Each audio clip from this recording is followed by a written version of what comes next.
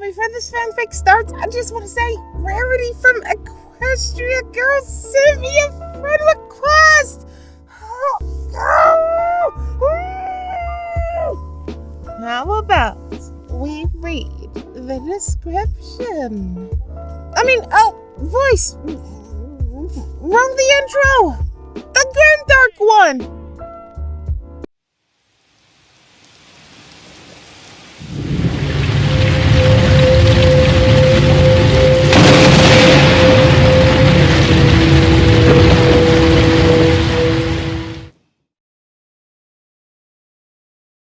Sweet marshmallows. This is a short little story about a mare who listens to a story by an old hindlegless stallion named Cough. She develops a slight fear toward marshmallows after this story. Can't blame her, though. Marshmallow Madness. Written by DeshLune. Chapter 1. Marshmallow Madness. We sat around the campfire, listening to old Cough. He was telling his ridiculous stories about the old days. Back when Equestria was an independent nation, not governed under the United Creatures bureaucracy. We all know that the U.C.B has it out for all us ponies. Otherwise, why else would they constantly change the laws in favor of all those except the pony race? How could Equestria function without the bureaucracy anyway? The U.C.B takes care of everything. Taxes, food, energy sources, and finally, defenses. Without them, we would still be a defenseless, dysfunctional dystopia. Hims says that the U.C.B changed the history books, and that those are just lies. I don't think that it matters whether he is right or wrong. Besides, it is a Class 37D offense. Now, back in my day, there was a story that circulated around. It became popular as the must-tell around a campfire story.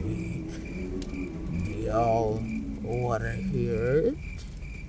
Hims had broken me out of my thinking about how he commits criminal activities. If there was anybody good at it, then it was him. There was a small hoot and holler for a response. He was always good at storytelling. It was, after all, what his cutie mark represented. Even if the stories are ridiculous, he was still good at his deliveries. Marshmallow added another log to the campfire. Hims cleared his throat, preparing for the story. Silence fell upon the circle as we waited for Hims. He began quietly. Many years ago, I was traveling, and in my travels, I stumbled upon many things. Lost kingdoms, ancient civilizations, forgotten treasures, and most notably, an ancient and evil entity resting inside a large, dark catacomb sitting far below the surface.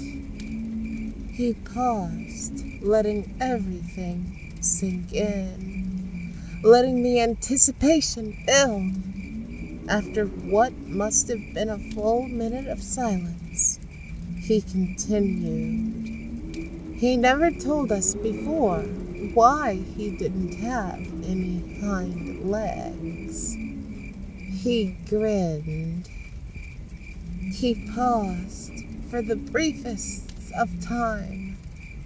You may be thinking, how can this evening be different than any other time Equestria's fate was in the balance? And I can tell you, or rather you can listen to my little tale and find out for yourselves. Which is it going to be? A unanimous "tell us" was reached within seconds. It might not have been the story I was wanting, but it is a story from old hymns. And how could any pony not look forward to his stories? He looked pleased that we all wanted to hear his tale. He slowly looked at each and every one of us, his horn lit with magic.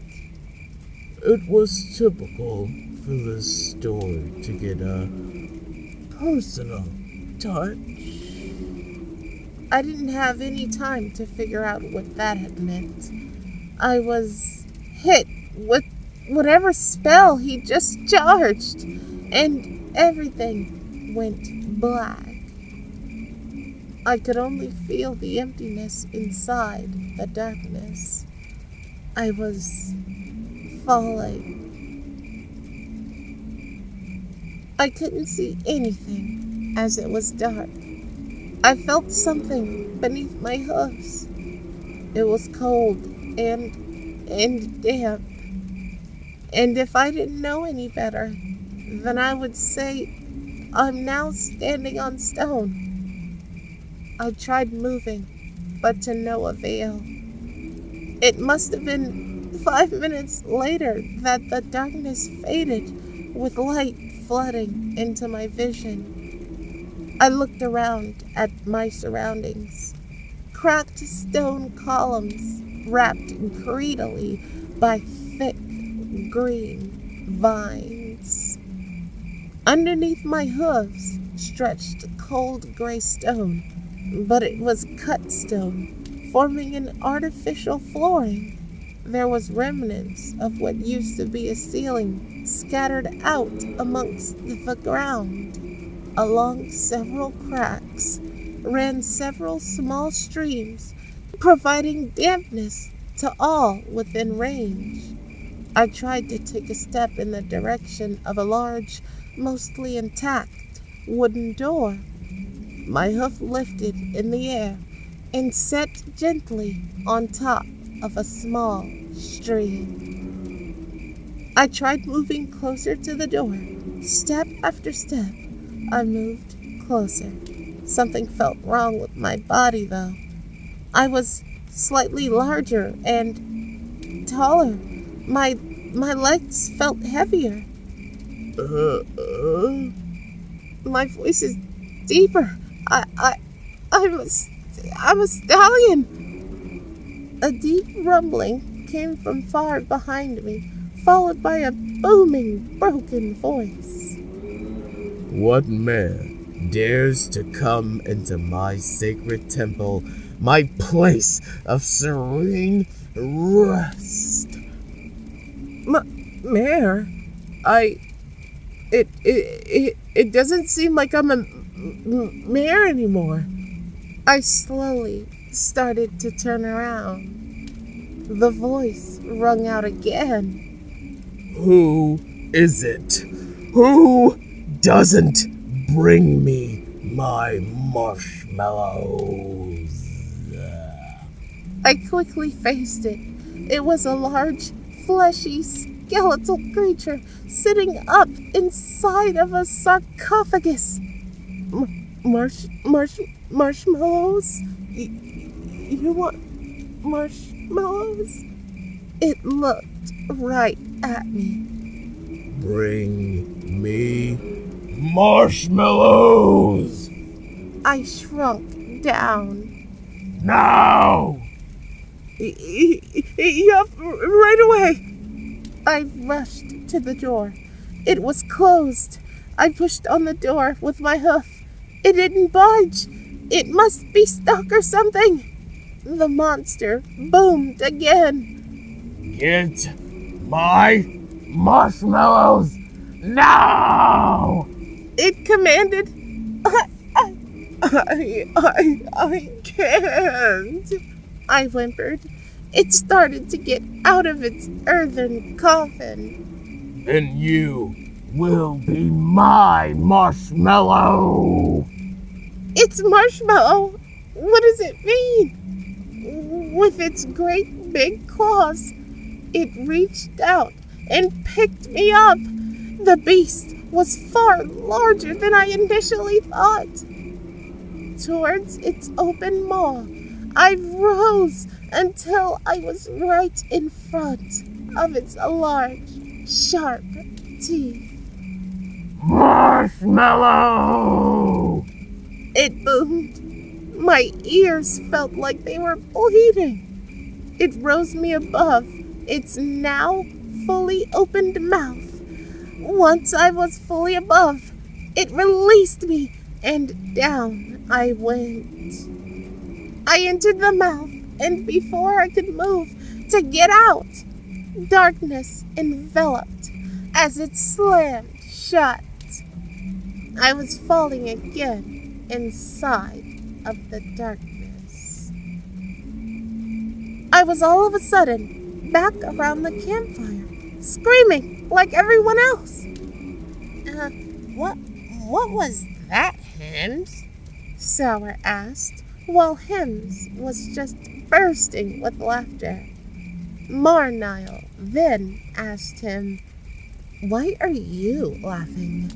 With everyone asking him, he worked up enough strength from laughing to give an answer. Well, I never said that it was a happy story. He bursted back into full laughter after he finished. I should have known that he would have done that.